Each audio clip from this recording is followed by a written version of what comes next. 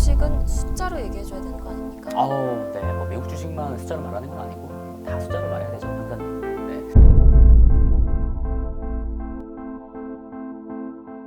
그래서 인페이지 에너지가 과거에 어떤 분기 실적을 내왔었는지 그 히스토리를 제가 좀 자신 있게 좀 설명을 좀 드리겠습니다. 먼저 여기 분기 실적 히스토리를 제가 좀 힘들게 만들어 왔는데 여기 왼쪽 표를 보시면 됩니다. 보실 때 여기 실제 실적이라는 게 보이시죠? 실제 실적 1.07달러로 적혀 있지 않습니까? 이게 지난 2분기 7월 26일 날 발표한 2분기 주당 순이익인데 1.07이었고요. 그리고 좀 내려가다 보면 2021년 2분기 실적이 0.53달러였다는 걸 알 수가 있습니다. 그러니까 연간으로 따졌을 때는 2배가 넘는 수익률을 지금 기록을 한 상황이죠. 그리고 더 재미있는 거는 2분기 실적이 예상치가 0.85달러였으니까 실적 서프라이즈 비율이 거의 26%에 육박했던 상황입니다. 예상 실적보다 실제 실적이 더 좋았던 이 서프라이즈 비율이 과거 한 2년 동안 항상 이래 왔었습니다. 분기 실적이 다 이렇게 잘 나왔었으니까 시장에서 생각하는 미래에 이 회사가 벌어들일 주당 순이익 예상치도 함께 올라가고 있습니다. 여기 녹색 화살표들 보이세요? 이게 실적 발표 이후에 시장이 예상할 때 내년에 인페이지 에너지가 얼마나 벌어들일 것 같냐, 이 주당 순이익 예상치입니다. 이 회생 영역이 그래요. 분기 실적마다 이렇게 올라갔다는 것을 확인할 수가 있죠. 한 번 빼고요. 그에 맞춰서 주가도, 이 주황색선도 주가도 우상향하면서 같이 올라가고 있는데, 네, 이게 실적에 기반했다라고 보시면 될 것 같고요. 주황색선이 유독 주가가 최근에 좀 많이 급하게 오르는 거긴 합니다. 그만큼 기대감이 좀 많이 올라와 있다라고 보시면 될 것 같네요. 아, 그래요. 뭐 납득이 되네요. 네. 미국 시장에서는 입지가 탄탄하다 이렇게 얘기할 수가 있겠네요. 근데 이렇게 매번 어닝 서프라이즈를 기록을 했다는 건 이 앞으로의 성장할 여력은 뭐 그만큼 없어진다는 거 아닙니까? 형사님 너무 억까다 그거. 왜냐하면 인페이지 에너지계는 미국 시장이 뭐 중요하죠. 미국 기업이기도 하고 미국에서의 매출이 80%가 넘어가니까요. 그 말인즉슨 오히려 다른 시장에서도 해외 시장에서도 해먹을 게 많다. 무궁무진한 성장 여력이 남아있다라는 말이 됩니다. 물론 뭐 이런 기대감을 감안을 하더라도 유독 주가가 이번에 최근에 많이 오르는 건 맞습니다. 이것은 아까 처음에 말씀드렸던 IRA 법안 통과로 인해서 실적 상승의 폭발력이 이전 예상보다 더 높아졌기 때문입니다.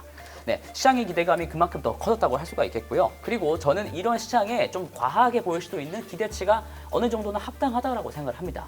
합당하다. 네. 글쎄요, 그거는 연구위원님 뇌피셜 아닙니까? 이게 뭐 경기 침체 우려도 있는 상황 속에서 이 에너지 수요가 뒷받침된다라는 보장도 없을 것 같은데요. 이 뭐 태양광 에너지 사용하라고 누가 칼 들고 협박하는 것도 아니고. 누칼협? 사실상 누칼협입니다.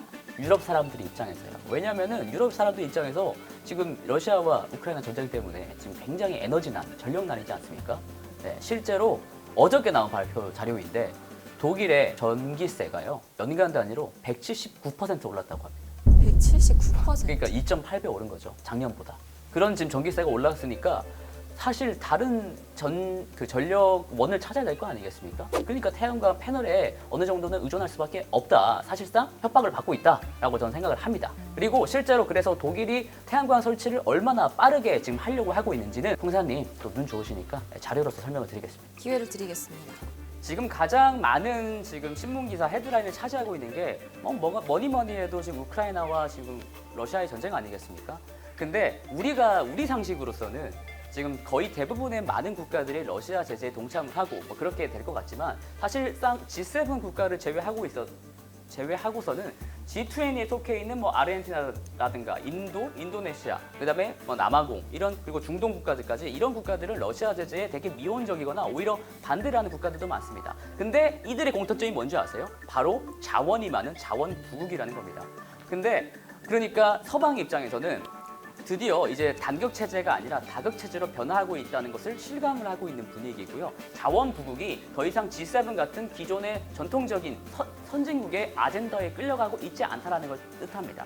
그러니까 제가 하고 싶은 말씀은 이제 서유럽, 그 선진국의 입장에서는 에너지라든가 자원을 이제 내재화할 필요성을 요즘처럼 많이 느낄 때가 있을까라고 생각이 드는 거죠. 그러니까 에너지 내재화에 대한 수요가 올라가고 있는 상황이라고 보시면 됩니다. 자, 그런데 독일 같은 경우에는 글로벌로 따졌을 때는 뭐 태양광 설치 비중이 그렇게 막 엄청 높은 국가는 또 아니에요. 왜냐면은 여기 왼쪽 표에서 보시지 중국이랑 미국이 거의 압도적으로 태양광 설치를 글로벌리하게 가장 많이 좀 깔아두고 있고요. 일본, 인도, 그 다음에 독일쯤이에요. 에너지 소비가 많은 국가치고는 다른 선진국 대비해서 좀 적은 상황이죠. 근데 앞으로는 달라질 겁니다. 왜냐면 이 오른쪽 표를 보시면 돼요. 독일의 태양광 설치 용량이 여기 있는데 이게 바로 연간 이게 설치량이거든요. 기가와트시 단위고요. 근데 2022년 1월부터 7월까지는 벌써 3.7기가와트시의 지금 태양광 설치를 한 사업입니다. 근데 이게 만약에 이 속도대로 연말까지 쭉 가게 되면은 작년에 대비해서 20%나 높은 상승률을 지금 보일 수 있다라는 겁니다. 왜냐하면 태양광 설치 용량이 매년 조금 성장률이 좀 둔화되고 있었다가 올해 갑자기 팍 늘고 있다는 거거든요.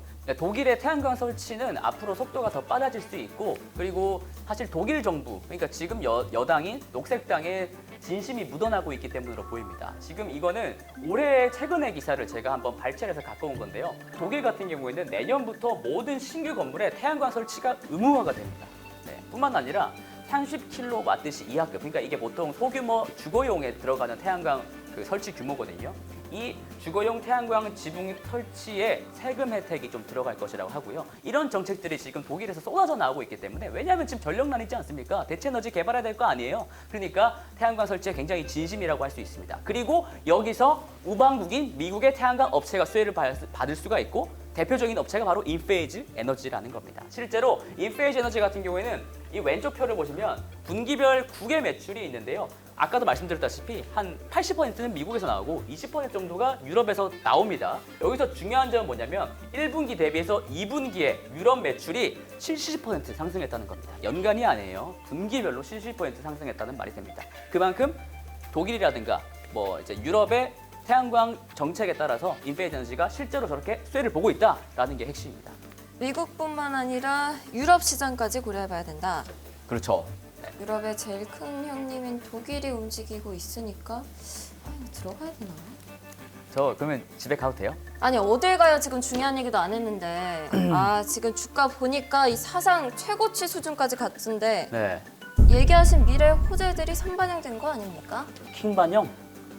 형사님 오늘따라 왜 이렇게 흥분하세요? 뭐 주식 물린 거 있으세요? 딱 네. 봐도 그렇죠. 예. 그래서 제가 그 대표적인 밸류에이션 지표인 PER로 조금 형사님의 마음을 좀 달려드려야 될 것 같은데, 그것은 조금 PER은 특히나 좀 시각화돼서 또 보셔야 좋기 때문에, 자, 이게 인페이즈 에너지의 2년 동안의 선행 12개월 기준 PER 추이인데요. 네, 회색선으로 되어 있고요. 2년 평균이 약 65배 됐더라고요. 지금 회색선이 여기 있잖아요. 그러니까 지금 거의 평균에 지금 회귀한 상황입니다. 네, 지금 한 65배 정도 되죠. 그러니까 과거와 비교했을 때 또 그렇게 싼 것도 아니고 그렇게 또 비싼 것도 아닙니다. 근데 저는 지금 상황이 과거에 비교했을 때 오히려 지금 상황이 더 좋지 않나. 그러니까 PER이 이 정도 PER은 조금 정당화될 수 있지 않을까라고 저는 생각을 하고 있습니다. 그 이유는 아까도 말씀드렸지만 솔라엣지와의 경쟁에서 지금 이기고 있다는 점, 점유율 1위를 작년에 탈환했다는 점, 그리고 솔라엣지와의 마진 격차가 더 벌어지고 있다는 점, 그리고 아까 IRA에 대한 수혜가 또 있고요. 그리고 아까 직전에 말씀드렸다시피 독일에서의 성장이 또 돋보일 수가 있죠. 이런 여러 가지 각가지 장점 재료들로 인해서 지금 PER은 어느 정도는 정당화된다라고 저는 보고 있습니다. 그럼 이 인페이즈 에너지 앞으로는 어떻게 되는 겁니까? 그러니까 인페이즈 에너지가 지금은 인버터 사업이 좀 주력으로 하고 있지만 사실 큰 그림은 전 따로 있다고 생각을 합니다. 그 핵심이 되는 것은 바로 스마트 그리드라는 건데, 그 스마트 그리드 그림을 한 장으로 설명을 할 수가 있습니다. 이거는 이 그림으로 제가 설명을 가서 드리도록 하겠습니다. 그러니까 인페이즈 에너지가 지금은 주력으로 팔고 있는 게 인버터랑 배터리 정도이지만은 이미 지금 하고 있고, 그리고 앞으로 가까운 미래에 스마트 그리드라는 것으로 지금 사업을 확장해 나갈 것으로 보이고 있습니다. 그 그림은 다 여기에 나와 있는데요. 먼저 태양광에서 그 전기를 받아오잖아요. 그 전기가 어디로 가겠어요? 여기 배터리로 가죠. 그 배터리를 우리가 실제로 가정에다 쓸 수가 있고, 만약에 내가 전기차 소유자라고 한다면 전기차 충전에도 사용을 할 수가 있겠죠. 실제로 전기차 충전기 업체를 2021년에 인수를 하기도 했었습니다. 그리고 우리가 뭐 충전기라든가 배터리, 그리고 인버터, 이 패널까지 이런 것들 다 모든 부품을 관리할 수 있도록, 원격에서 관리할 수 있도록 전용 어플리케이션도 인페이전에는 제공을 하고 있습니다. 네, 이런 전반적인 통합 관리를 위해서 스마트 그리드가 앞으로 핵심이 될 것 같은데 이미 깔아놓은 게 많고 점유율 1위를 하고 있는 기업이기도 하기 때문에 인페이전 에너지가 상당 부분 여기에 유리하지 않나라고 저는 생각을 해요. 형사님, 이거 아주 힘들게 수사하시는데 매번 제가 빠져나가서 참 죄송합니다. 근데 중국집 시키셨어요? 왔어요? 그건 알아서 하시고 오늘은 그냥 보내드릴게요. 근데 다음에는 호락호락하게 넘어가지 않을